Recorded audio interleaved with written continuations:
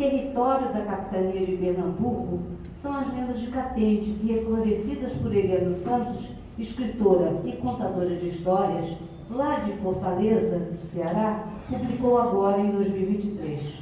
Ela referencia os indígenas, os negros, os oriundos da região que tinham ideais de liberdade, conviver com a mãe natureza, como guardiões da floresta e das memórias folclóricas pernambucanas, que nos trazem este interesse e cativante livro. Se Catende é um mato brilhante que resplandece, ou se Catende, com K, é um lagarto divino, onde encontramos a mulher da sombrinha, o capitão Zuzinha, o tenente de Catende e os cupins doces, só sabemos lendo as histórias que se cruzam na magia, no lírico livro de Eliane Santos, A Lenda de Catende. A escritora Eliane Santos se destaca por sua elaborada trajetória pela educação e cultura, com poética elaborada. Parabéns e sucesso!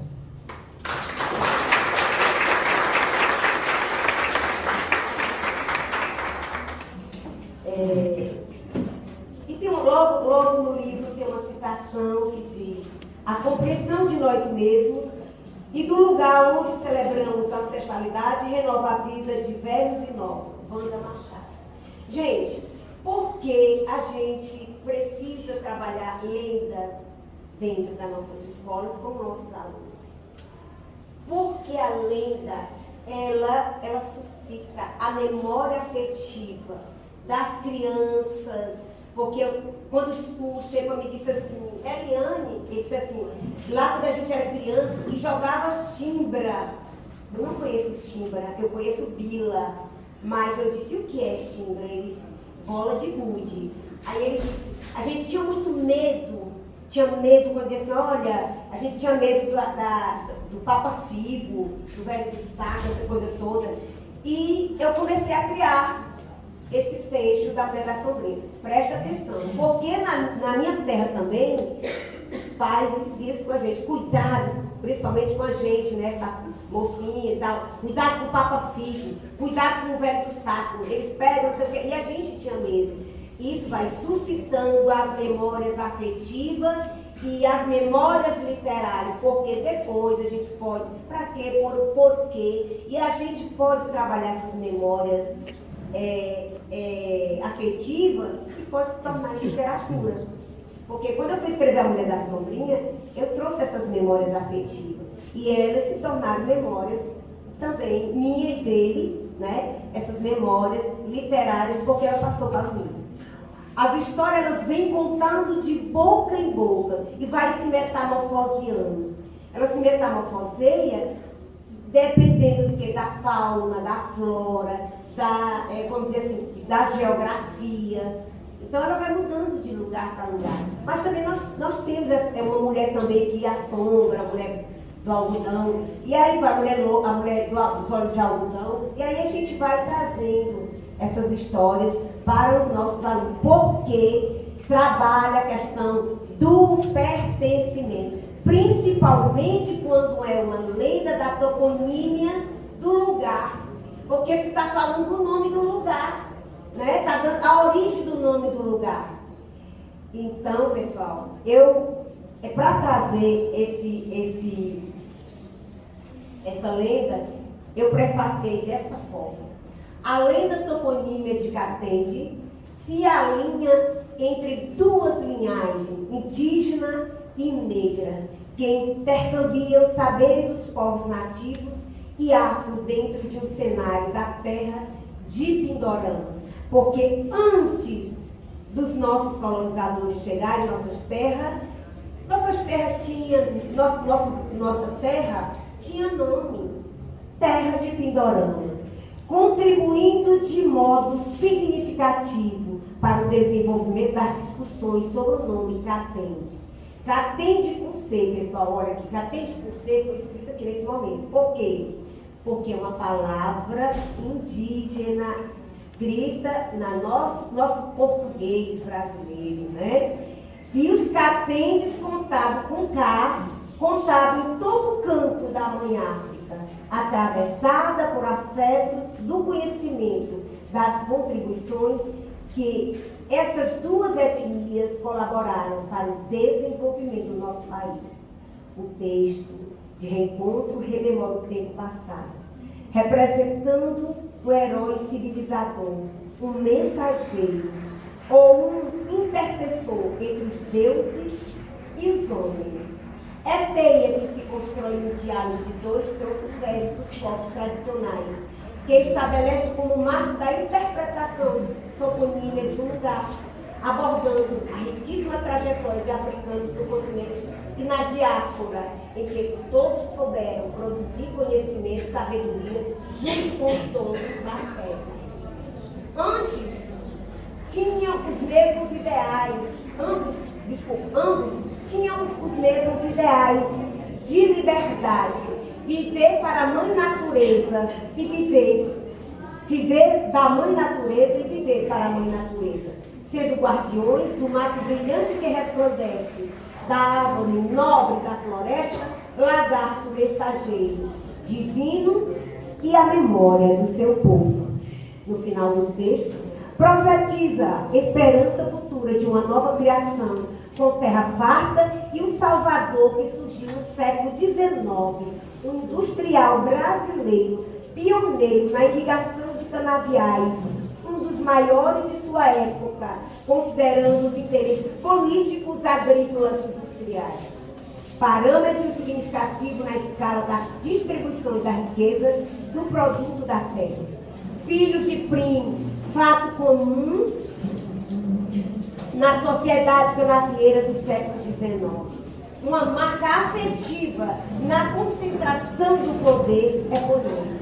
A gênese de Catende é tecida de muita riqueza, de patrimônio material e imaterial. Uma história miscigenada de subjetividade que traduz em sensibilidade, profecias, referências e territorialidade. A pequena Catende se tornou gigante com a chegada do filho de Cracoaene. O promissor pernambucano adentrou com perspicácia no labirinto social, com sua patente militar ilegítima, tenente, que nasceu de uma brincadeira de infância. Tenente se tornou tenente da Catende, porque se colocou em as forças de trabalho e o comando. Suas estrelas, se colocadas na insígnia militar, certamente extrapolariam a de tenente ou qualquer outro posto. Tamanha foi a sua importância na comunidade e no social como um todo. Criando escolas, hospitais, Clube Leão 13 foi o primeiro na irrigação dos canaviais, bem como desenvolveu uma política de adubação, tanto química quanto orgânica, como também o uso do vinhoto, que implantou a primeira usina de álcool anídrio no Brasil, oportunizando o desenvolvimento. Hoje, o povo brasileiro, que balança a cabeça feito calango para reverenciar o povo cativense pela construção coletiva e colaborativa de produção de riqueza, sem macular o meio ambiente. É Diane Santos. Agora a história vocês precisam ter um livro, tá? Gente, para falar de Catende, a gente teve, foi precípio a gente falar desse filho, vamos dizer filho de Catende, né, minha gente? O nosso Francisco, e no final do livro também a gente tem um pequeno resumo sobre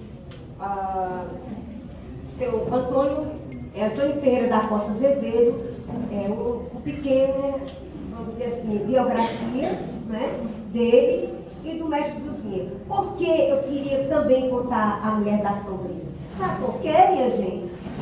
Fazer esse reconte, porque a Mulher da Sombrinha também, ela faz parte dessa história, a história do povo catendense. Já me sinto catendense, viu? E na pesquisa que eu fiz, tá certo? porque que eu andei em vários municípios do Nordeste e perguntei, vocês sabem o que significa catente? Eu digo que a nossa língua, ela é como é que eu posso dizer? Ela é, a doutora, eu tenho até vergonha de dizer isso, mas dizer, diante de uma doutora como a Rita, né, maravilhosa, que eu me encantei com ela, e é assim, maravilhosa. Pena que eu não fui aluna de... E assim, eu disse até para ela, olha, eu não fui sua aluna, né?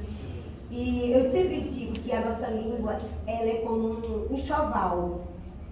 Eu uso de acordo com a situação. Eu não posso chegar num lugarejo e chegar a falar com um léxico muito rebuscado, porque a comunicação não vai passar, não é verdade? Então, assim, eu preciso usar. Eu não vou para a igreja de biquíni, mas também não vou para a praia de paletó, né? Então, para mim, a língua é um enxoval. Eu digo sempre isso. E é isso o nosso livro. Mas eu quero, de antemão, gente, era tanta coisa para me falar. E uma das coisas que eu queria falar sobre questão da educação, né, para a gente ensinar os nossos alunos, porque existe a Lei 10.639/3, que ela diz que o ensino de história é obrigatório nas escolas de ensino fundamental e médio, né? E a gente, o que é mais triste que eu vejo é que nas escolas a gente só comemora no dia do índio, no dia da consciência negra. Que é isso, gente? É para trazer na história, a gente tem que estar na história no dia a dia, não é? E aí veio a lei 11.645 do dia 10 de março de 2008. Ela veio reforçar, porque realmente a primeira lei ela veio só para contemplar a questão afrodescendente, né, afro-brasileira. E aí, a 11.645, ela diz que é obrigatório estudo de história e cultura indígena e afro-brasileira. Aonde?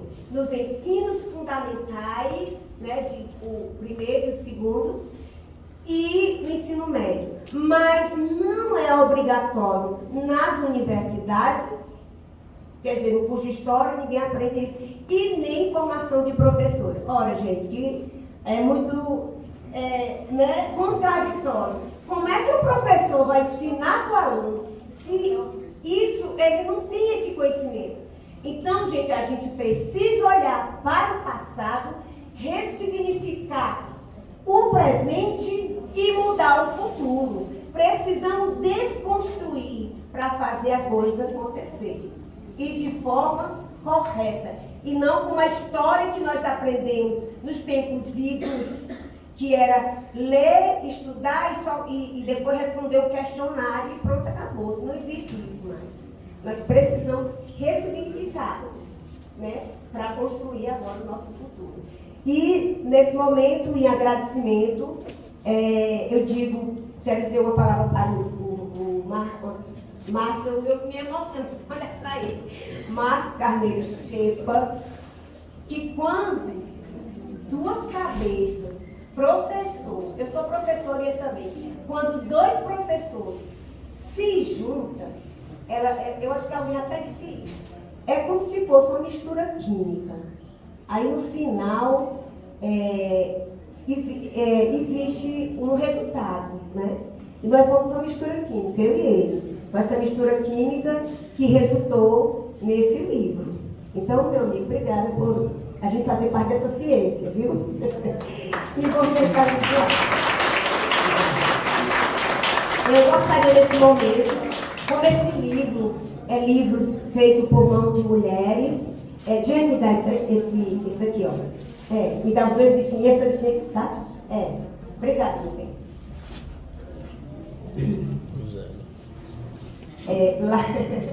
Essa aqui, a gente vai contar também. Essas lendas podem trabalhar com a educação infantil? A gente vai adaptar o linguajar, a altura da criança, né? Então, o que é que acontece? Olha só, quando Deus queria fazer o destino dos homens, ele queria fazer, como assim, o homem vai todo o tempo ter filhos, encher o mundo de filhos, mas alguém, vamos ver como é que dá. Então Deus chamou o camaleão e chamou o lagarto. Lagarto, o calango, é o mensageiro divino. Por quê? Aí ele disse assim, olha, você vai na terra e diz lá que o povo vai ter uma vida longa, mas eles vão morrer, mas vão voltar. Vão voltar para a terra para reconstruir, fazer tudo direito. Tá certo.